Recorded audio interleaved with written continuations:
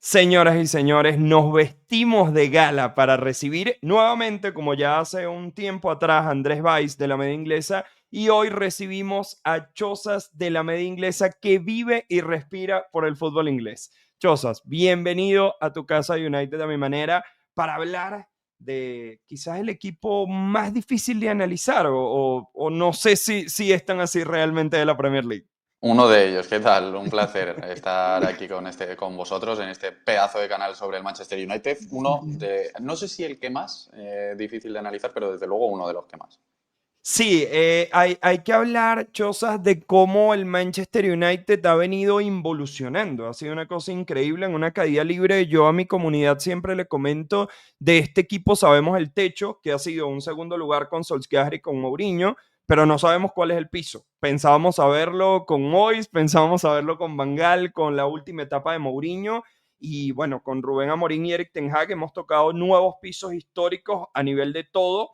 Esta temporada el resultado ante Grimsby Town recuerda mucho al MK Dons hace años. Imagínate, el United vuelve a vivir una etapa así con básicamente todos sus titulares al final del partido en cancha.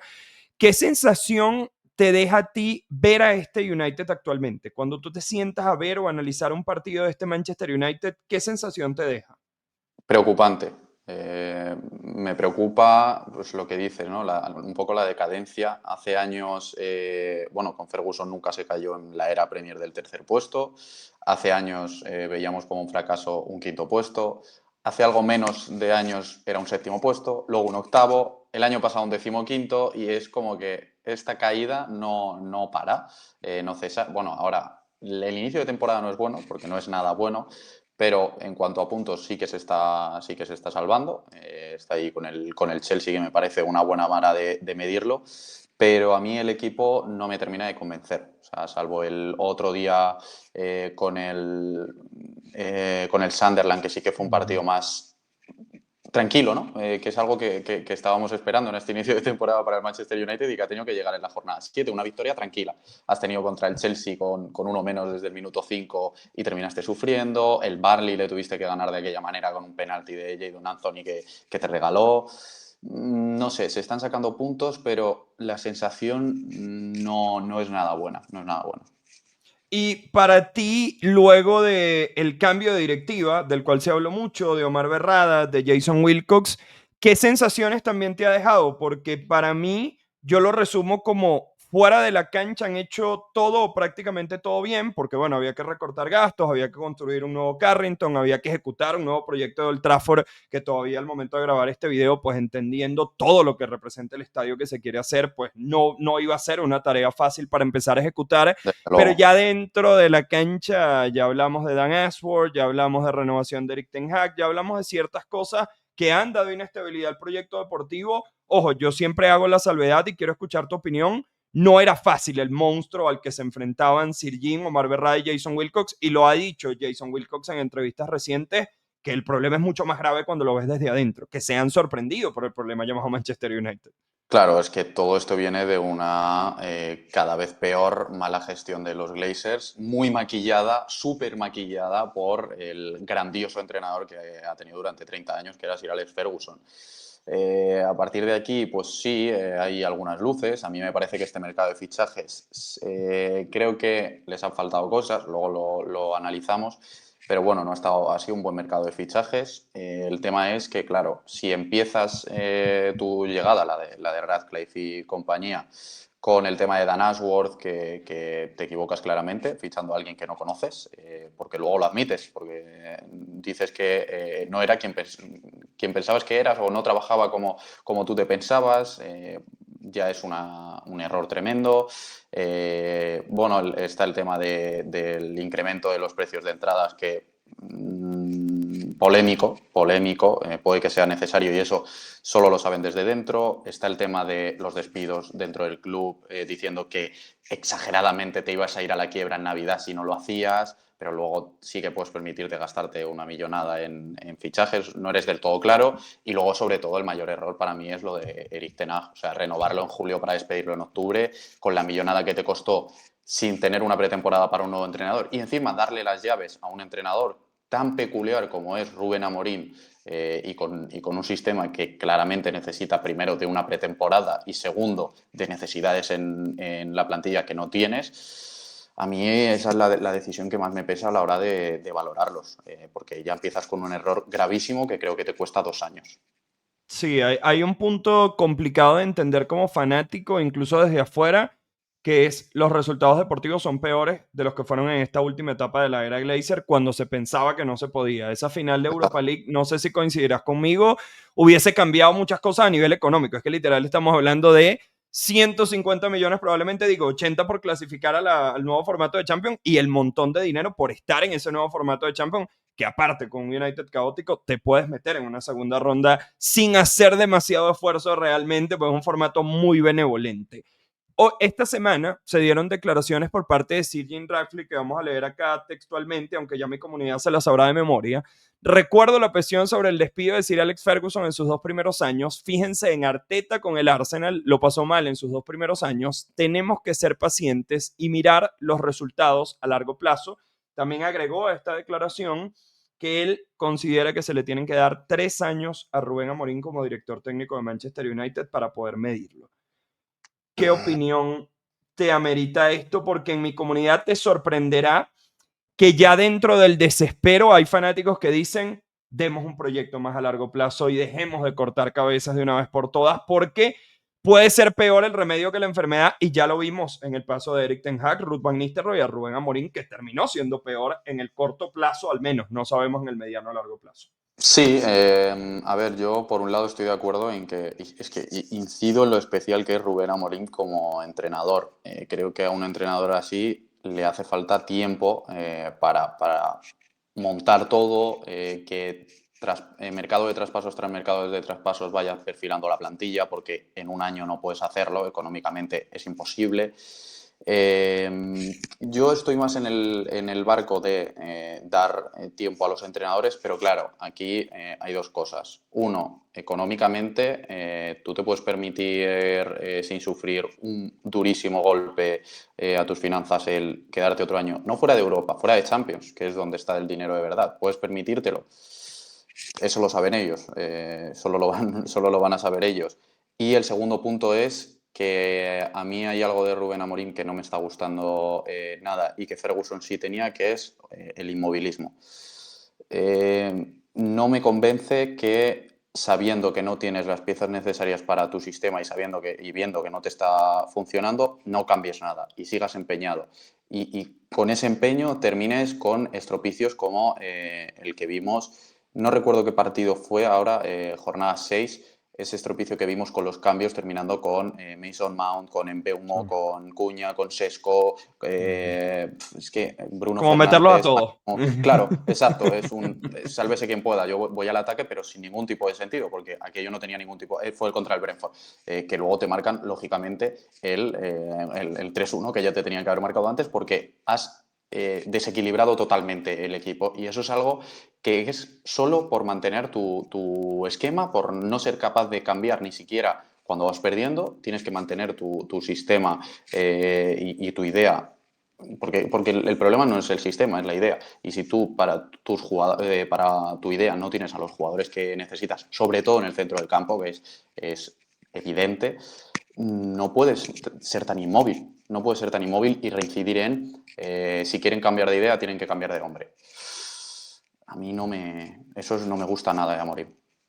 Hay un tema que me la dejaste botando, lo iba a dejar un poquito más adelante, pero ya lo tocaste y es la mitad de la cancha. Y acá hemos sido muy vocales en esta comunidad, Chozas, de tienes, tienes un perfil en la mitad de la cancha, que yo quisiera escucharte a ti definir qué crees que es Kobbie Mainoo en este esquema o que podría ser en este esquema o qué tipo de futbolista es, porque yo sigo insistiendo que es un futbolista muy joven, que tuvo un rol con Erik ten Hag, que tuvo un rol en las categorías inferiores de Manchester United y que tuvo un rol específico en la selección inglesa, pero sí genera mucha curiosidad que, como bien lo mencionas, hay un problema de mitad de cancha. Yo incluso lo he dicho, si quieres mantener tu línea de tres, manténla, pero corrige esa mitad de la cancha que Marco Silva en aquel famoso 1-1 ante Fulham la desnudó en 2 declaraciones y el propio Bowie también lo llegó a comentar. Primero, ¿cómo te parece que está haciendo el manejo con Kobbie Mainoo, que parece que cada vez va a tener menos minutos? Y en año de mundial ya pidió salir en el mercado de verano, al menos a préstamo, y se dice que va a insistir lo mismo en el mercado de invierno. Ya incluso se menciona a Napoli como una alternativa. Antonio Conte nos quiere quitar, bueno, ya nos quitó a McTominay, ya nos quitó a Holland, nos quiere quitar a Maino. ¿Y cómo crees tú, o si realmente crees que puede aportar a solucionar cosas? Porque no es vender a Kobe Maino como un salvador, y mucho menos sería una irresponsabilidad con la edad y la poca experiencia que tiene, pero considero que a este equipo le falta un poquito de esa frescura de un futbolista de la cantera y que quiere pelearse un puesto en este equipo. Bueno, es que este es otro tema a tratar de Rubén Amorín, que es lo que está haciendo con la gente de casa.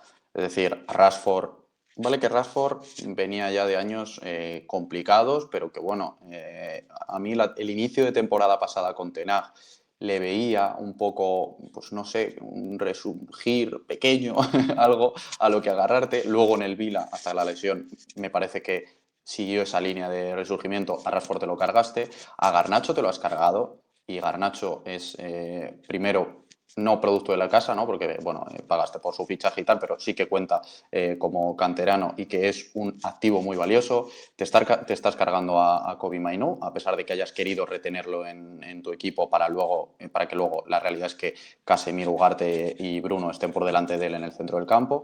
Entonces, a mí eso, en un equipo con los problemas económicos que está teniendo Manchester United, cargarte a gente de la casa, insisto, no por regalarle el puesto, no, porque Garnacho, Rashford y Mainoo son Obvio. buenos futbolistas. A mí eso también es algo que le pongo muy en el debe a Rubén Amorim. Y luego, ya centrándonos en Kobe Mainoo, es que el problema de Kobe Mainoo no es suyo, sino de que no se adapta a la idea y al esquema de Rubén Amorim. Kobe Mainoo no es ni un mediapunta para jugar justo por detrás del delantero, como lo son Bruno, Mbeumo, Cuña, no lo es, pero es que tampoco es un jugador para ser la red de seguridad del equipo. O sea, Kobe Correcto. Mainoo lo que necesita es un pivote a su lado en un...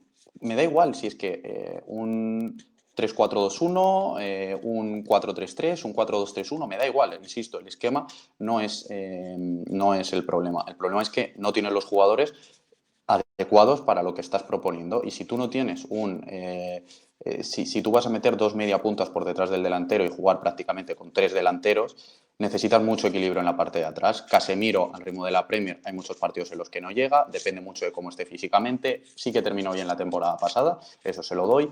Ugarte, claramente hay un tipo de partido con el que no puede, y es este tipo de partido en el que tienes que ir a presionar arriba y luego recorrer muchos metros hacia atrás y mantener al equipo arriba con la presión. En ese estilo, Ugarte no encaja, y entonces, ¿quién es el mediocentro defensivo aquí?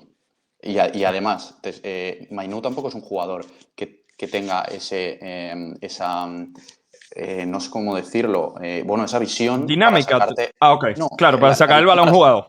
exacto, Claro, esa sí. visión para sacarte el balón jugado. O sea, yo me lo imagino mucho más como un interior, en un 4-3-3, pues con un... Bueno, es que el esquema me da igual, insisto, pero un Kobe Mainoo, Adam Wharton sí que me lo creo. No me creo un Casemiro Mainoo, no me creo un Ugarte Mainoo, ni me creo un Ugarte Bruno Fernández. No me lo Claro. creo. Y si necesitas juntar a Casemiro y Mainú, tienes que sacrificar a uno de los de arriba y que alguien genere juego en ese equipo. Entonces, no te estás adaptando a lo que tienes en plantilla.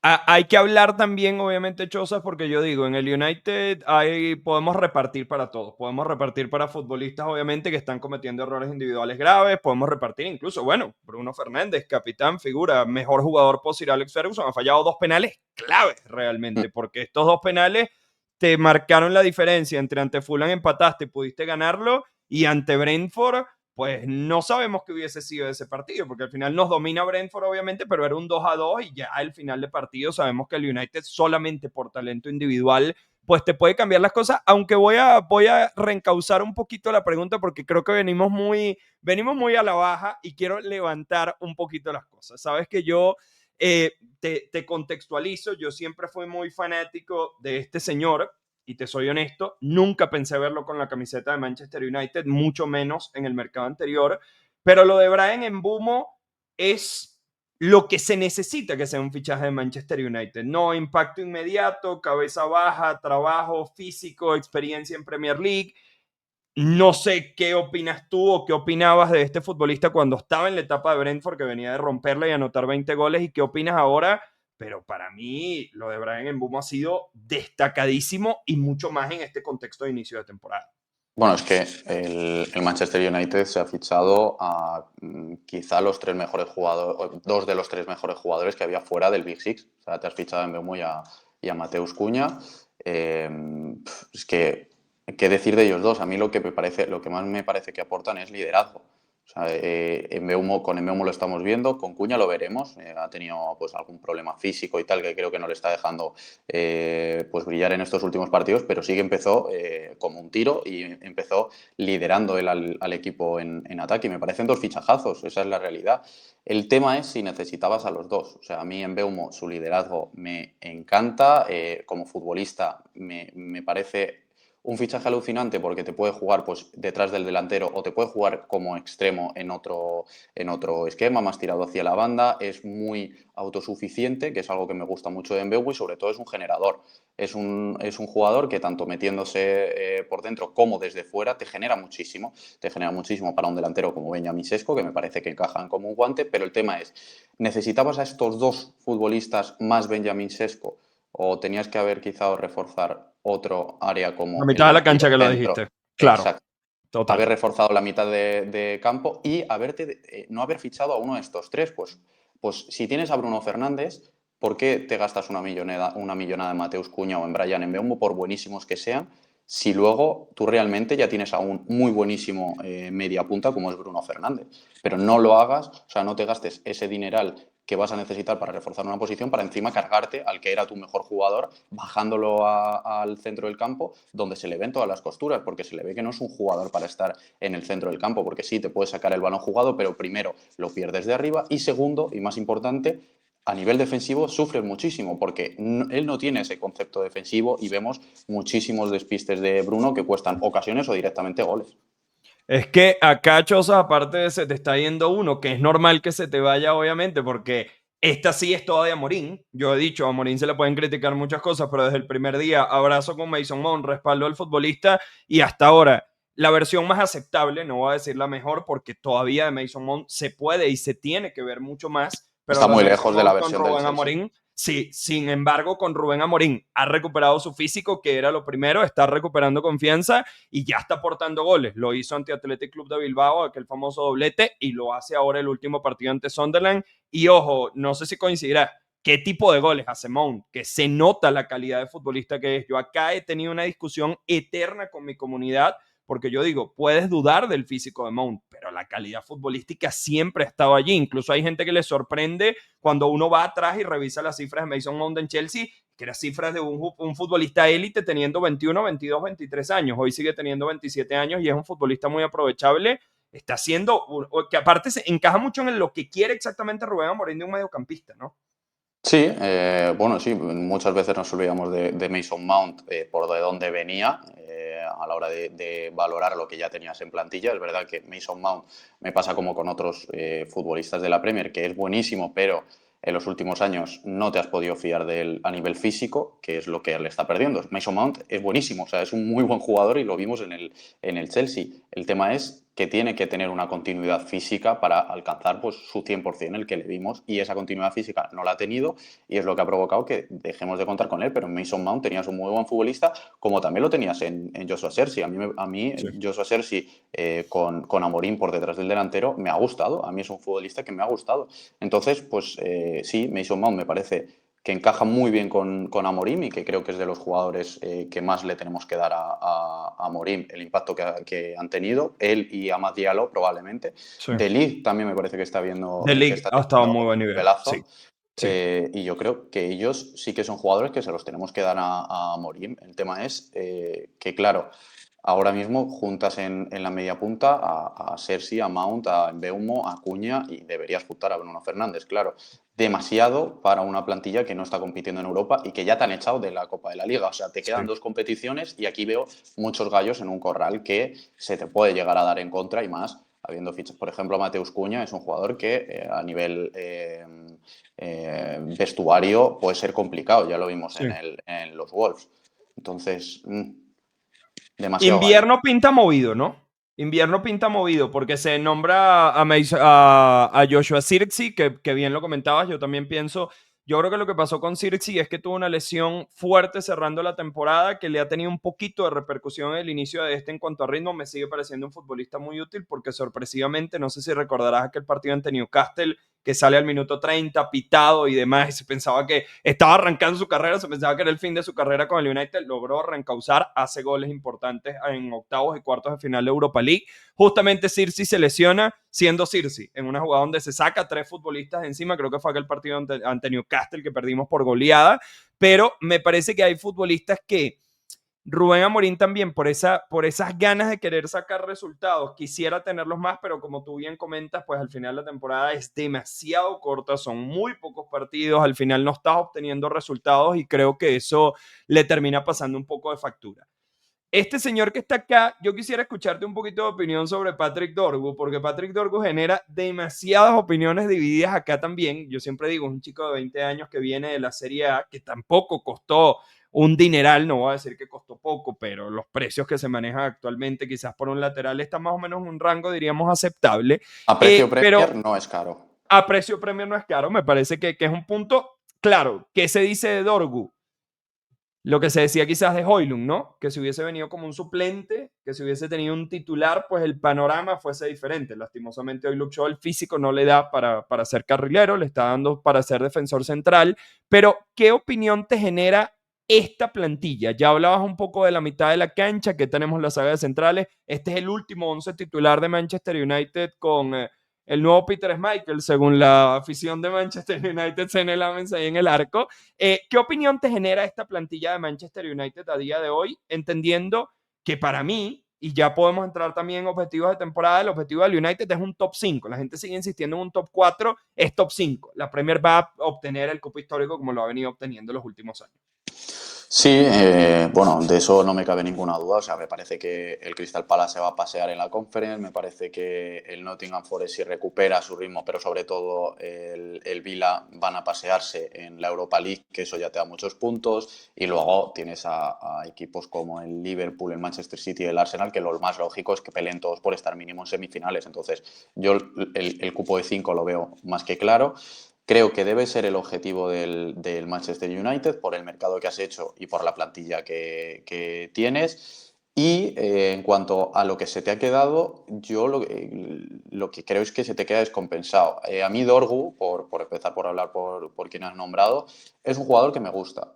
Creo que le perjudica mucho ciertos partidos en los que Amorim le pide que esté en la posición donde debe estar un extremo, que ahí Dorgu le llega el balón y se ve obligado a un regate, a finalizar en la jugada, y creo que no es eso. Dorgu es un lateral muy físico que me parece que técnicamente no es el mejor, pero que tampoco me parece que vaya justito de técnica, pero que sobre todo es un llegador, un jugador que tiene que llegar a línea de fondo, que tiene que llegar al área, no estar. Si Dorgu está y recibe ahí sin capacidad de sorprender, sin capacidad de llegar, sin capacidad de generar dudas y tiene que enfrentarse a un uno contra uno, no es ese jugador, como sí que lo es Amad Diallo en la otra banda. Amad Diallo sí que es un jugador que en el uno contra uno es muy bueno. Dorgu no es eso. Entonces, volvemos a lo mismo. Si no es el esquema, es la idea que tú tengas. Si este equipo tú lo metes con una línea de 4, metes a Luxo de lateral, con De Ligt y Lloro, que a mí me parece una muy buena pareja de centrales, y más al nivel que está De Ligt, y refuerzas el centro del campo con un hombre más, y es que Mateus Cunha y Bryan Mbeumo te pueden jugar de extremos. De hecho, Mbeumo es extremo y Mateus Cunha puede jugar perfectamente de extremo. Entonces, ahí tienes un 11 que creo que se adecua mucho más a lo que tienes en plantilla. Pues un Casemiro, Mainu, Bruno Fernández. Me parece que se adecua mucho más, y que creo que Casemiro sí que te va a dar un poco más esa seguridad defensiva, estando también arropado por un jugador físico como es Mainu, pero que no puede sostener el centro del campo. La línea de 3 es que no te está funcionando, ni te está funcionando lo de tener a los carrileros tan arriba en el campo y tan como extremos prácticamente. Pero a mí es una plantilla, a ver, Lamens todavía no lo puedo, obviamente no lo puedo valorar, lleva un partido que tampoco le han exigido, no lo puedo valorar, pero era evidente que el Manchester United tenía un problema en la portería. A Claro. mí me extraña que teniendo un problema tan claro, hagas una apuesta en vez de ir a Sí. por algo más seguro. Me extraña que hagas una apuesta como es la de Lamens, Bueno, que realmente es muy joven. rapidito te digo, no sé si tienes la info, pero supuestamente fue porque Sancho no se quiso ir de forma definitiva a Vila porque el acuerdo por Dibu Sí, era por estaba el listo. Dibu. Eso era lo que se decía directamente y por eso se esperó hasta el último día de esa opción. Claro, pero entonces, o sea, eso sí lo sabía, pero vuelves a hacer mal las cosas. O sea, vuelves a una posición tan importante como era la portería, creo que menos prioritaria que el centro del campo, pero era una posición importante. Lo dejas para el último día, dependiendo de lo que quiera o no quiera hacer uno de tus futbolistas. En el momento en el que pasa eso, no estás haciendo bien las cosas, dejando para el último día reforzar algo tan clave. Entonces, pues eso, me parece extraño que hagas una apuesta, ojalá te salga bien, pero en un puesto tan clave, y sobre todo eso, el desequilibrio en el centro del campo, porque luego arriba lo que tienes es de quedar en el top 4 fácil, de quedar en el top 4 fácil, o sea, juntar a Bruno, Mbeumo, Cuña y Sesco en un mismo equipo, me parece ¿Qué que equipos luego de Premier encima, tienen mejor que eso? City, claro. Liverpool y Arsenal, probablemente, porque hasta Chelsea está ahí construyendo ese ataque también, con Delap, con Sí, Joao Pedro, muchas piezas nuevas también. sí, o sea, el Chelsea sin duda, lo que, claro, o sea, tú imagínate este 11 del Manchester United, imagínatelo con un Caicedo al lado. Obviamente no tienes acceso a un Caicedo, pero imagínatelo con Caicedo y Enzo Fernández en vez de tener un Casemiro Bruno. Claro. Es que la diferencia es abismal. Entonces, el Chelsea está construyendo y construyendo bien a partir de eso. Otro equipo que es muy joven, que ha tenido muchos cambios en este mercado, pero que va a construir a partir de un centro del campo que es de los mejores del mundo. Pues a ti te falta eso. A ti te falta eso y realmente en el fútbol, donde se cuece todo es en el centro del campo, donde Sí. tú manejas y controlas el partido es a partir del centro del campo, controlando el ritmo con balón y destruyendo sin balón. Si te faltan las dos cosas, Sí, es que cada uno tiene su identificable. Bueno, el Liverpool que tiene a Maca, que justamente hoy no anda del todo bien Maca y se ve como ese termómetro un poquito exacto. también. Tiene a Gravenberch, obviamente, tiene grandes futbolistas. Se dice, eso sí, que en el mercado de invierno el United saldrá a fichar un mediocampista. Aparte, Casemiro vence contrato, los rumores de Bruno Fernández de una posible salida. Pues no hace tanto se fue Eriksen y el United quedó como muy desprotegido. Hay que ver qué pasa con Kobe Mainoo con respecto al futuro, que sería muy doloroso decírtelo, pero si vendes a Kobe Mainoo también por el precio que lo vendas, pues al ser futbolista canterano, pues te va a representar un montón de dinero con respecto al fair play. El United en el mercado de verano, aunque falte muchísimo y no sabemos dónde vamos a estar de aquí a allá, pues va a estar la venta de Højlund probablemente, va a estar la venta de Marcus Rashford, ya no vas a tener en los libros contables el salario de Jadon Sancho. Lo que se viene, ¿no? ¿Qué momento para disputar un clásico? Porque justamente Liverpool viene de 3 derrotas consecutivas y ya venía generando sensaciones de dudas, ya venía ganando partidos sobre la hora. ¿Te parece que es el mejor o el peor momento para enfrentar a Liverpool? Porque puede parecer una respuesta fácil, pero yo no sé si un Liverpool herido es lo mejor que quisiera enfrentar el Manchester United en estos momentos. No me parece mal momento. No me parece mal Ok. momento por varias cosas. Primero, la lesión de Konate, que veremos a ver para cuánto tiene, pero ahora mismo el Liverpool se queda con Van Dijk y con Joe Gómez. Uh Hay -huh. un bajón de nivel considerable con Joe Gómez respecto a Konate. Eso me temo que va a hacer que bajen a Gravenberch como ya lo vimos contra el Chelsea, con lo cual va a perder mucho equilibrio en el centro del campo. McAllister tiene que viajar con la selección, va a viajar mucho, va a acumular cansancio. Si es un jugador que a nivel físico no está bien, cuidado. Pues cuando vuelva, a ver cómo estamos. Encima estamos viendo a Slot que lo rota mucho. Yo creo que el Manchester United se enfrenta en un buen momento al Liverpool y sobre todo porque tiene jugadores para hacerle mucho daño al Liverpool. Estamos viendo que a los de Slot les cuesta una barbaridad correr hacia atrás esta temporada. Con McAllister a este nivel se están perdiendo mucho el equilibrio. El ataque ya no es un ataque con los Luis Díaz, por ejemplo, que a la hora de presionar te daba mucho. Con Birch creo que ahí ha caído. Los laterales, Frimpong, Uh -huh. no estamos viendo la mejor versión de Conor Bradley.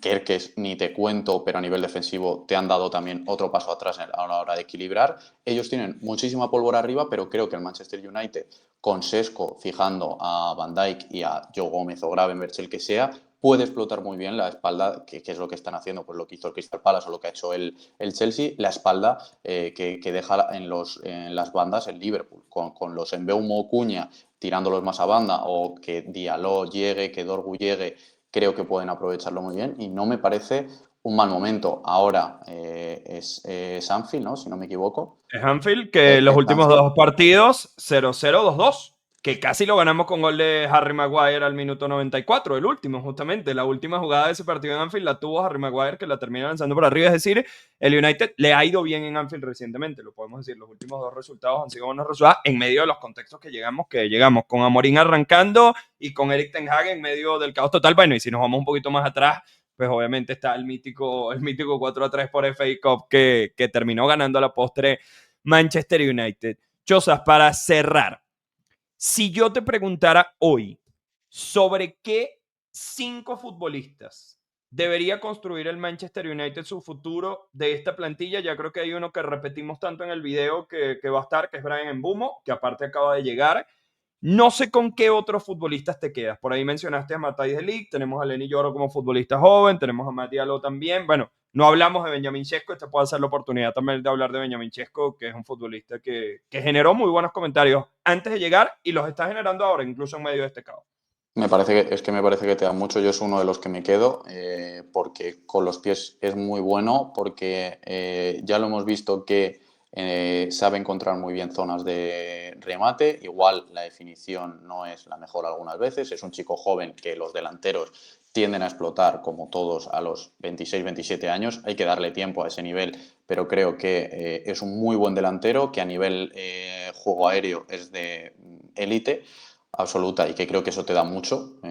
Lo vimos el otro día y creo que tiene que construir sobre eso el Manchester United, sobre un juego más directo a Sesco, fijando centrales y que los Mbeumo, Cuña y compañía exploten la espalda de las defensas. Entonces yo creo que tiene que construir sobre Mbeumo, sobre Sesco. Creo que tiene que construir sobre Amad Diallo. A mí es un jugador que me gusta muchísimo. Es un jugador que te viene rindiendo muy bien de carrilero, pero es que también era de lo mejor del Manchester United como extremo. Creo que tienes que construir sobre De Ligt. A mí el De Ligt de esta temporada me está gustando mucho. No es un jugador mayor, ni mucho menos. Todavía le quedan bastantes años y de hecho está entrando en lo que es su pick futbolístico. Y creo que tienes que construir sobre Lenny Yoro, que también me parece otro gran proyecto de central. A partir de ahí, hay que ver con Amorim, no me creo a Kobe Mainu, no me lo creo. Es una pena, pero no me lo creo. Me parece un jugador que con otro entrenador brillaría muchísimo. Con Amorim no me lo creo. El tema es si quiere seguir sacrificando jugadores de la casa que son muy buenos por la idea de Rubén Amorim. Sí, ese va a ser un tema interesante de cara al mercado de invierno y seguramente al mercado de verano. Choza, aparte en año de mundial, todo cambia. Lo decir si lo de Maino se explica muchísimo. Bueno, Tuchel lo dijo abiertamente. Si Maino tuviese minutos, estuviese convocado con la selección Claro. de Inglaterra. No está convocado simple y sencillamente porque no está teniendo minutos. Choza, te quiero agradecer por esta charla espectacular, por el trabajo que hacen en la media inglesa, que es increíble, de verdad. No me pierdo los videos ni los análisis y tú como fichaje fuiste una pieza también, hablando de fichaje justamente, una pieza que le vino a sumar mucho al equipo, así que te quiero felicitar nuevamente por el trabajo que hacen en la media inglesa, Te lo agradecerte y agradezco. bueno, que por favor le dejes un mensaje de un poquito de ánimo al fanático de United, que cuando uno analiza las cosas, fíjate que con el United uno va así, de repente va a la baja, de repente va hacia arriba, cuando uno menciona nombres individuales, es una plantilla bastante competitiva realmente para lo que se viene en los próximos partidos. Sí, o sea, el Manchester United tiene una muy buena plantilla y creo que sí termina reforzando el centro del campo en el mercado de enero.